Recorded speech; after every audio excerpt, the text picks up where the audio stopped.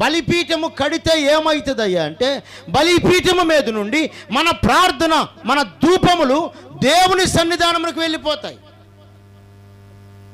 చాలామంది కుటుంబాలలో బలిపీఠాలు కూలద్రోయబడ్డాయి.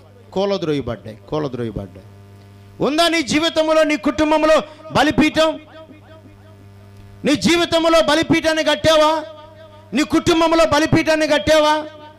నీ బిడ్డల బ్రతుకుల్లో బలిపీఠాన్ని కట్టావా అంటే, లేదన్నయ్యా, పిల్లవాడి పేరు మీద ఇన్సూరెన్స్ చేయించా, పేపర్లు బాగా భద్రంగా మడతపెట్టి బీరువాలో పెట్టు, సిమ్మిట కొట్టేస్తే కొద్ది రోజులు అయితే వాడు వస్తాడు, పేపర్ ఉంటే కానీ డబ్బులు ఈయన అంటాడు. స్తోత్రం చెప్పాను. ఏమంటాడు? అందరు చెప్పాలా? అమ్మ మీకు డబ్బులు వచ్చినాయి, ఇన్సూరెన్స్ టైం అయిపోయింది, ఆ పేపర్లు తెస్తే డబ్బులు ఇస్తా అంటాడు.